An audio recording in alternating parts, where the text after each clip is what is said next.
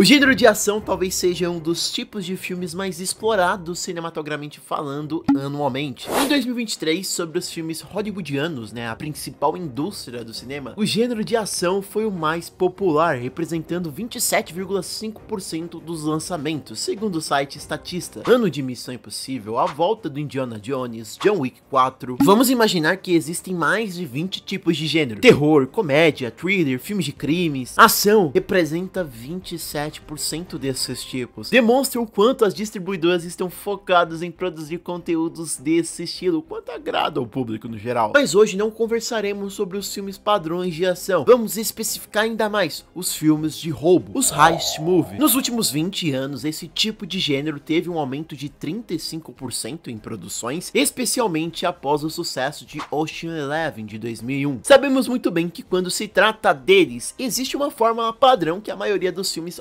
optam por seguir. Primeiro, o roubo é o ponto de tensão máxima. Segundo, o plano ele precisa parecer impossível. Sempre as mesmas fórmulas, os mesmos contextos. Dependendo de como o produto ele vai seguir, seguindo 100% das regras, sem apresentar algo diferencial, possivelmente esse filme vai ser super esquecível. Analisando todos os lançamentos recentes, podemos dizer que o Truque de Mestres possui esse algo especial, esse charme, que se faz se destacar entre a maioria dos filmes, sempre ficando no topo da bilheteria. Ele não é o melhor filme, mas qual é o charme dele? O que o Truque de Mestres fez para quebrar todas as regras dos filmes de roubo? Eu sou o Rafa e bem-vindos ao Popcorn Brasil. Se gostarem, peço muito para compartilharem esse vídeo e comentarem o que vocês acharam. Bora conversar. Qual dos dois é o melhor para você? O primeiro filme ou o segundo ato? O meu último vídeo foi sobre comentando os medos dos personagens de It a Coisa. Acabando aqui, vai assistir, pô, tá bem legal. Deixa o seu like e segue em todas as redes que estão na descrição. Sem enrolação, senta no sofá, apaga a luz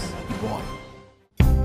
Lançado em 2013 e distribuído pela Summit Entertainment, ele é dirigido por Louis Leterrier, um nome que não é tão comum, mas que já fez filmes conhecidos: Carga Explosiva 1 e 2, O Incrível Hulk, e esteve recentemente em Velozes e Furiosos 10. Ele é conhecido muito por priorizar ritmos rápidos, com muitos movimentos de câmera e edição ágil, e com roteiros de Ed Solomon, Boaz Yakin e Edward Ricord. 4 mágicos de rua são misteriosamente reunidos por um plano totalmente maluco que parece muito ser impossível. Um ano depois, eles surgem como os 4 Cavaleiros, um grupo de mágicos que fazem o público ficarem doidos com o que vai acontecendo. Eles roubam banco, pessoas diante do seu público. Enquanto isso, o FBI fica totalmente maluco tentando entender o que tá acontecendo e indo atrás deles para prendê-los. Onde a gente entra numa história que possui muitas reviravoltas, onde nada é o que parece. A cada mágica fica um ponto super claro. O verdadeiro truque não está nos palcos, e sim está em quem assiste. Jesse Eisenberg sendo um dos protagonistas do filme, o cara que fez A Rede Social e Zumbilândia, 2 filmes que eu recomendo muito. Woody Harrelson de True Detective e Jogos Vorazes. Isla Fisher e Dave Franco, irmão do James Franco. Além disso, Mark Ruffalo, conhecido muito por ter feito o papel do Hulk na Marvel, e Michael Caine e Morgan Freeman, que dispensam comentários. Então temos pessoas conhecidas, rostos já vistos em outros projetos mais famosos em um único filme, focado em mexer com você, quem assiste, e isso é um ponto bem legal. Beleza, tendo essa noção rápida, vamos olhar agora para o mercado específico. Como funciona o ramo da ação?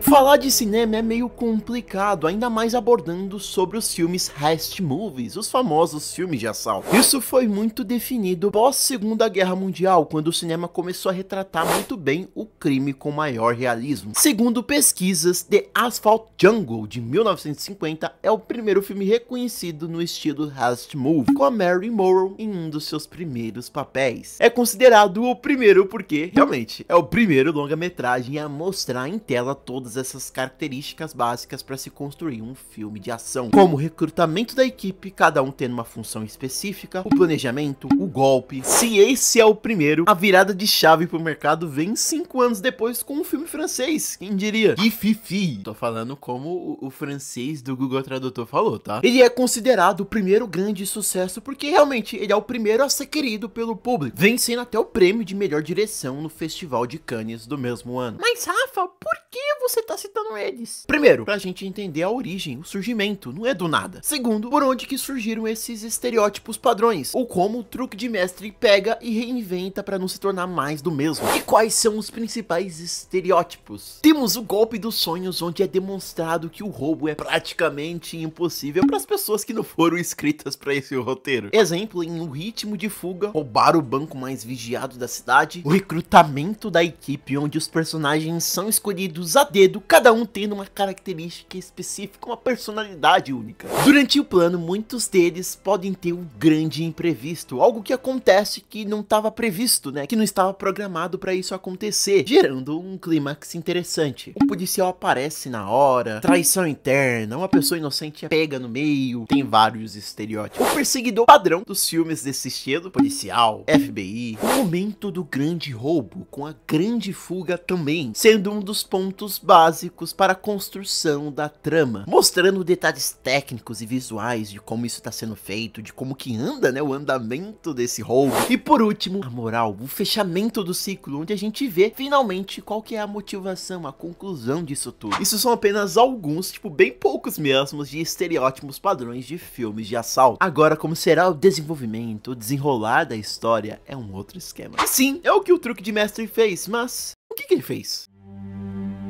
A peça-chave para você desenvolver um ótimo filme é o roteiro, sabemos disso, a história envolvida por trás. Por mais que existam outras peças que são interessantes, direção, trilha sonora, cenário, todos eles vêm para agregar a peça-chave. Se ele não tiver bom, com certeza o filme inteiro vai por água abaixo. Beleza, vamos agora no básico do básico, o resumo da história. O roubo do primeiro ato é totalmente real, o dinheiro que estava envolvido some, e aí o FBI entra em cena, liderado pelo agente Dylan Rhodes. Enquanto o FBI tenta provar que na verdade eles são ladrões e não mágicos, os cavaleiros continuam aplicando uma série de golpes, cada um sendo mais ousado que o outro. Eles chegam a roubar o magnata Arthur Trester, feito pelo Michael Caine, engano o ex-mágico, feito pelo Morgan Freeman, e sempre aparecem um passo à frente da polícia. Mas no fim, tudo muda. O Jack finge morrer em uma das perseguições, o grupo some e a verdade vem à tona. O verdadeiro cérebro por trás é o Dylan Rhodes. Ele revela que todos os golpes faziam parte da sua vingança pessoal, por conta do seu pai que morreu há 1500 anos atrás, que estava envolvido em um dos truques financiados por Tressler e ridicularizado pelo personagem do Morgan Freeman. Ele completa o plano e revela para os mágicos que todos estão aceitos à Ordem do Olho, como se fosse um grupo satânico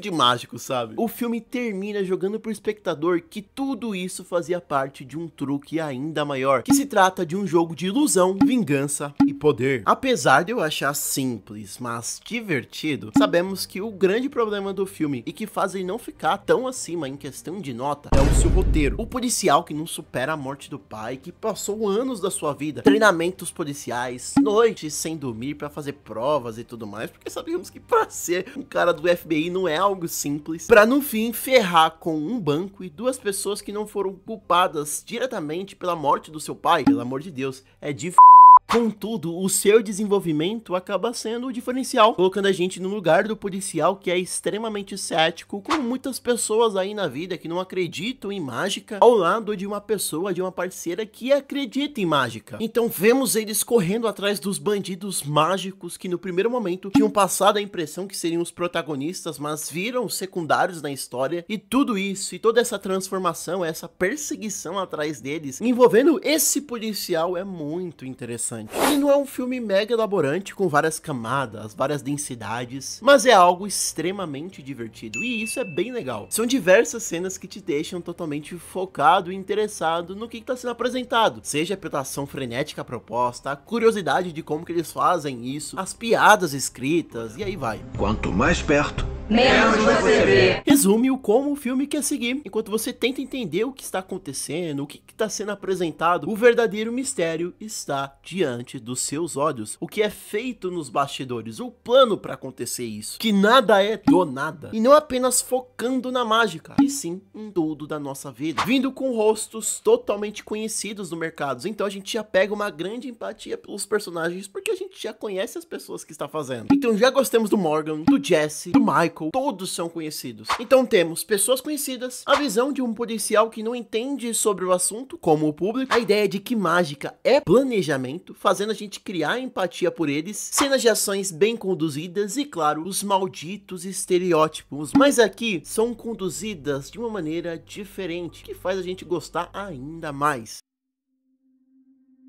Primeiro, o golpe dos sonhos. E não é demonstrado no primeiro momento da sua tela. Ele é contado a partir dos fatos serem apresentados para o policial, que vai descobrindo junto com a gente. Segundo, o recrutamento da equipe. Os personagens realmente são escolhidos a dedos, com cada um tendo sua personalidade. O diferencial, cada personagem é introduzido com um truque próprio, numa apresentação única no que ele é bom em fazer, com tons de comédias ótimas. Terceiro, o grande imprevisto, com aquela reviravolta no final, a morte do Jack, que sempre esteve planejado. Então foi um imprevisto, passada essa primeira impressão para o público, só que previsto. O grande roubo, que aqui não é apenas um, e sim 3 grandes movimentos, todas elas mostrando os pequenos detalhes de como tudo isso aconteceu. Quinto, o perseguidor padrão, sendo aqui o policial, contudo, ele é a peça central de todo esse tabuleiro. O filme induz pensando que a gente vai acompanhar 100% os mágicos, para depois mudar totalmente, vendo o policial correndo atrás, não acreditando em mágica e tentando prender os caras para no fim ele ser o principal. E sexto, com a grande moral, a motivação de tudo isso, a vingança pelo pai morto que não conseguiu realizar um truque direito. Então é questionável, mas tá aí, é um diferencial. Ah, Rafa, mas você tá elogiando e criticando ao mesmo tempo, qual é o sentido? Sim, eu estou elogiando porque o filme ele nunca buscou ser o melhor filme do ano, nada disso. Porém, ele está ciente que possui limitações e tenta mostrar alguma coisa para agradar o público médio, onde esse é o foco, pois são elas que vão sustentar o orçamento gasto. Eu duvido você pegar 10 pessoas e perguntar: meu amigo, você, público médio, tu prefere ir no cinema assistir Oppenheimer, Anora, vencedores de Oscar com baita história, baita densidade, ou ver o primeiro truque de mestre? Pode ter certeza que pelo menos umas 6, 7 pessoas vão falar que prefere assistir ele, porque ele é divertido, ele consegue agradar boa parte do público. Resumindo, temos uma boa ação, momentos de comédia, uma história que tem várias reviravoltas divertidas, atuações satisfatórias e, claro, também com vários detalhes técnicos interessantes, com uma boa direção do Luiz, que sabe agradar o público envolvendo a ação em tela. Eu gosto muito de como ele começa introduzindo esse mistério na trama, de como eles vão realizar as mágicas durante o processo, inserindo bons momentos divertidos, bons momentos de piadas, e em seguida entrando com um ritmo bem rápido, cenas de ações bem frenéticas, boas coreografias de lutas e momentos conduzidos, passando essa sensação com muitos cortes, não deixando a gente respirar, sem deixar um buraco nos 3 gêneros. Então ele consegue iniciar muito bem o mistério, partindo pra ação frenética e sempre terminando com piadas ótimas pra comédia. E claro, a gente não pode esquecer o quanto a trilha sonora é bem feita pra esse filme. Sinceramente, gente, é um absurdo. Nos momentos citados, a trilha sonora também se replica, então consegue mesclar numa mesma faixa entre ação, drama e comédia. Fazendo a junção de tudo, temos um filme extremamente divertido. Eu não acho que nenhum dos atos são ruins. É claro que eu sinto que a partir do segundo, indo pro final, ele decai um pouco por conta da quantidade excessiva de reviravoltas. Mas, como eu disse, são divertidos, você consegue se entreter com todos. Obviamente, com o sucesso do primeiro, era óbvio que chegasse o segundo filme. Truque de Mestres, o segundo ato, prometendo ser uma sequência mais intensa que o primeiro. Eu gosto dele, eu acho que ele é um filme também muito divertido, mas ele foge muito do rumo que o primeiro filme toma. Então busca focar mais nos mágicos, realmente sendo os protagonistas do filme, tirando toda aquela surpresa que o primeiro constrói em cima do policial que não acredita e não sabe nada de mágica. Será que ele é bom? Ele é tudo isso? Podemos ver dependendo do engajamento de vocês, então curte e comenta aí embaixo.